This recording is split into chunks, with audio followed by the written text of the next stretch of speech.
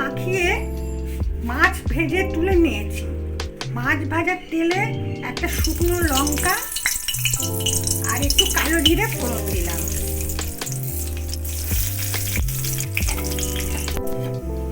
এতে কুচিয়ে রাখা লাল শাক দিয়ে দিলাম।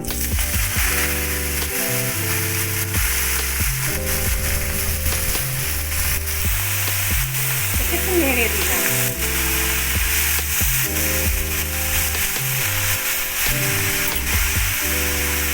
এতে একটু নুন দিয়ে দিলাম।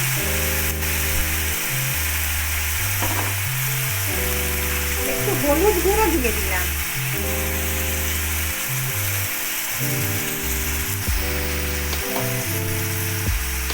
একটু কাঁচা লঙ্কা বাটা দিলাম।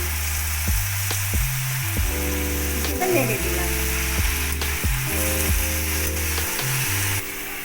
সাদা তিল শুকনো খোলায় নেড়ে নিয়ে বেটে নিয়েছি, সেইটা এতে দিয়ে দিলাম। নেড়ে দিলাম।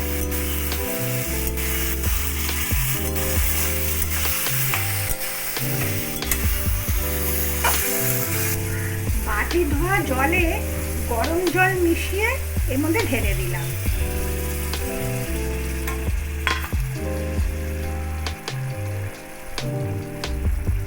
আঁচটা বাড়ানোই আছে। এর মধ্যে মাছ ভাজাগুলো দিয়ে দিলাম।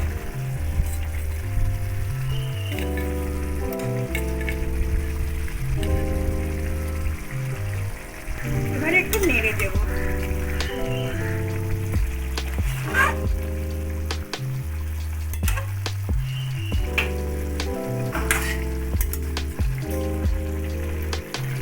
আঁচ বাড়ানোই আছে, আমি এটা ঢাকলাম না। একটু নেড়ে দেবো, তারপরে শুকিয়ে গেলে নামিয়ে নেব। জলটা শুকিয়ে গেছে।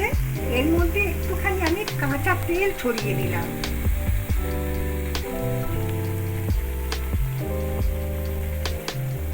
রেসিপিটা রেডি হয়ে গেছে। আপনারা প্লিজ ঝরঝরে গরম ভাতের সাথে ট্রাই করবেন। আমার পাশে থাকবেন। নমস্কার।